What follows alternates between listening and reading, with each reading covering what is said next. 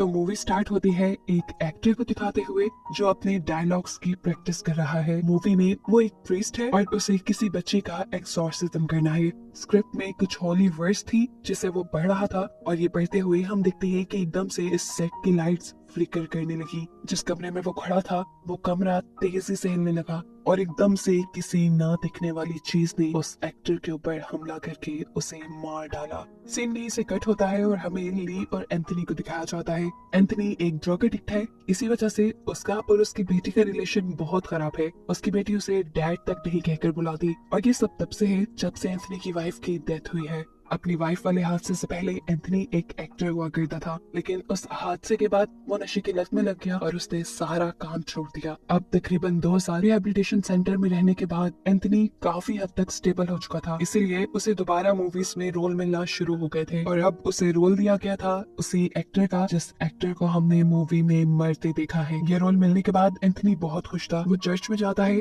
और कन्फेस करता है उसने अपनी लाइफ में बहुत सारी गड़बड़ियां कर दी थी। अपनी वाइफ के मरने के बाद उसने अपनी फैमिली खराब कर दी, नशे में पड़ गए, अपनी बेटी से वो दूर हो गया, लेकिन अब वो सब ठीक करना चाहता था। वो पहले की तरह काम करके अपनी बेटी के करीब आना चाहता था और साथ ही अपनी वाइफ की सोल को सुकून देना चाहता था। एंथनी अब घर आता है जहाँ वो और ली काम के बारे में बात करते हैं। ली के पास भी कोई जॉब नहीं थी, इसीलिए वो अपने डैड गिनी एंथनी की पर्सनल असिस्टेंट बन गई। फिर अब शूटिंग स्टार्ट हो जाती है। ली शूटिंग भी अपने डैड के साथ आया करती थी, जहाँ उसे मूवी की लीड कैरेक्टर ब्लेक भी मिली जिसके साथ उसकी अच्छी खासी दोस्ती हो गई। ब्लेक उसे ये पूरा सेट दिखाती है और ये लोग जब एक जगह से गुजरते हैं जहाँ 2 रोबोट रुके हुए थे तो ली को देखते ही एक रोबोट अजीब तरह से स्पार्क करने लगा। खैर शूटिंग अब शुरू हो जाती है और एंथनी शूटिंग से पहले शूटिंग सेट पर मौजूद टूरिस्ट से अपने कैरेक्टर के बारे में कुछ बातें करता है। ये लोग जब बाइबल की कुछ वर्स के बारे में बातें कर रहे थे तो हमने नोटिस किया कि एंथनी की नाक से खून आने लगा, लेकिन एंथनी ने इस बात को नजरअंदाज कर दिया कि समझते हुए कि ये उसकी मेडिसिन का साइड इफेक्ट हो सकता है। आज की सीन्स काफी अच्छे से कवर हो जाती है, जिसके बाद ली और एंथनी अपने घर आ जाते हैं। आधी रात में ली जब अपना फोन यूज कर रही थी तो तब उसे अपने लॉन्च में से अजीब किसी चीज के खड़कने की आवाज आई। वो जब चेक करने गई तो दूसरे कमरे का दरवाजा लॉक था। तभी उसके किचन का नल किसी ने ऑन कर दिया। जैसे ही उसने किचन में जाकर नल बंद किया तो उसे लॉक खुलने की आवाज आई। वो दरवाजा अब खुल चुका था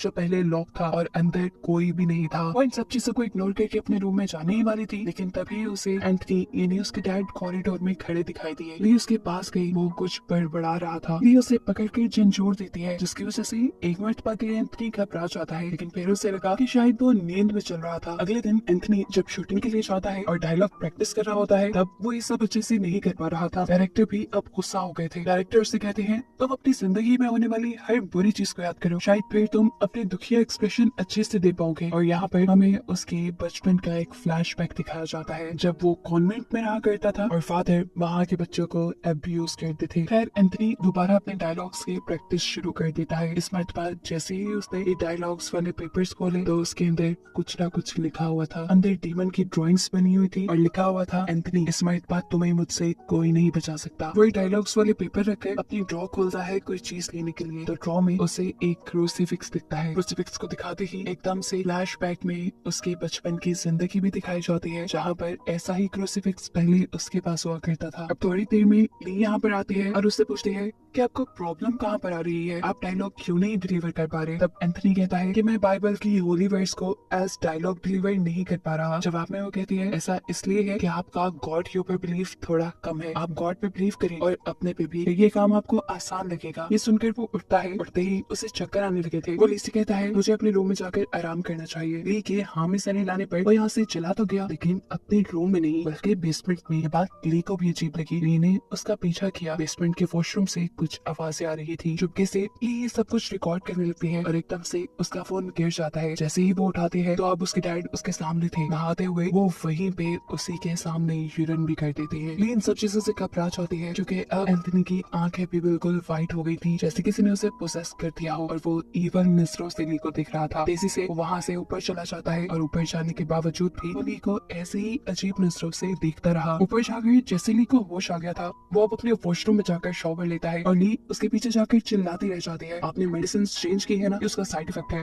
आपको जल्दी डॉक्टर के पास जाना चाहिए। इस टाइम एंथनी उसकी बातों को इग्नोर कर रहा था, जबकि हम उसकी बॉडी पे काले धब्बों को देख रहे थे, जो इस बात की कंफर्मेशन थी कि वो किसी इवल चीज के पोजेशन में है, यानी किसी बुरी ताकत ने उसे अपने कब्जे में ले लिया है। ये निशान जैसे कुछ ही सेकंड के लिए उसकी बॉडी पे आए थे और फिर चले भी गए। मूवी सेट पर डायरेक्टर, प्रोड्यूसर और किसी भी को एक्टर को एंथनी की एक्टिंग पसंद नहीं आ रही थी, इसीलिए वो अपसेट होकर दोबारा ट्रेन करने लगता है। जबकि यहाँ फादर लिली से सवाल करते हैं, क्या इस मूवी में जो कुछ हो रहा है तुम्हें इस पे बिलीव है? ली जवाब में कहती है, पहले तो नहीं था, लेकिन रात जो मैंने देखा है उसके बाद कुछ कुछ यकीन हो रहा है। इसके बाद ली जब घर आती है तो देखती है कि एंथनी उससे पहले ही घर आ चुका था। उसके हाथ बुरी तरह जख्मी थे जिसमें से खून बह रहा था और मुंह का भी तकरीबन यही हाल था। उससे मिली उससे कहती है, आपने दोबारा ड्रग्स शुरू कर दी, उसी लाइफ में वापस चले गए जिससे मुझे नफरत थी, इसलिए अब मैं आपके साथ नहीं रहूंगी। ये सुनकर वो गुस्से से पागल हो गया, इतनी जोर से चिल्लाया कि वहाँ कमरे में मौजूद सभी कांच की चीजें टूट गयी और फिर अजीब भयानक से तरीके से चलते हुए अपनी बेटी के सामने आया। पुलिस से कहता है,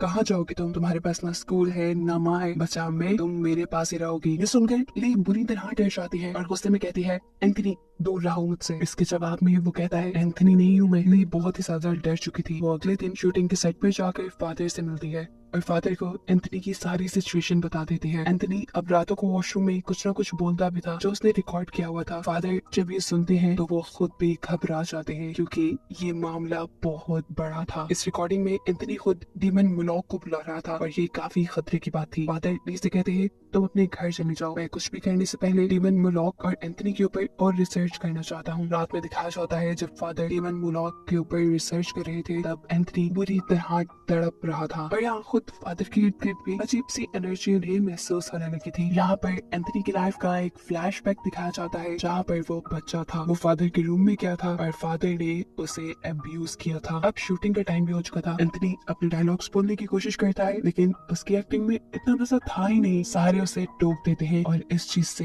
एंथनी को गुस्सा आ जाता है। उसके हाथ में पकड़ा हुआ क्रूसिफिक्स वो फेंक देता है और तेजी से स्टेयर्स की रेलिंग पे हाथ मारते हुए नीचे उतरता है। उसकी आंखें बिल्कुल वाइट हो चुकी थी, ऐसे जैसे किसी चीज ने उसे पोसेस कर लिया हो। स्टेयर्स से नीचे उतरते ही अजीब तरीके से उसकी बॉडी मुड़ने लगती है। उसकी कमर उल्टी तरफ मुड़ गई थी और ये सिर्फ एक बार नहीं बल्कि कई बार हुआ था। जिसके बाद ली जब उसे रोकने की कोशिश करती है ये कहते हुए कि एंथनी रुक जाओ, तो वो इस बार भी यही जवाब देता है, एंथनी नहीं हुए। जिसके बाद वो बार बार अपना सर टेबल से मारने लगा। ये सारा तमाशा देखकर डायरेक्टर एंथनी को किसी और एक्टर से रिप्लेस कर देता है और जब वो वाला एक्टर अपने डायलॉग्स रिहर्सल कर रहा था तो एंथनी ने आकर उसकी आंखों में कांच डाल के उसे मार डाला। उसकी इस हरकत की वजह से अब इस मूवी की शूटिंग बंद कर दी गई थी, जिसकी वजह से मूवी की मेन कैरेक्टर भी बहुत परेशान थी। वो परेशान थी इसलिए ली उसे अपने घर ही ले आई जहाँ दोबारा एंथनी ने इन दोनों के ऊपर हमला कर दिया। ये दोनों उससे परेशान हो जाती है और उसे वहाँ से जाने को कहती है, जो सुनकर एंथनी विंडो से जंप कर देता है। लेकिन हैरानी की बात थी वो विंडो से नीचे नहीं गिरा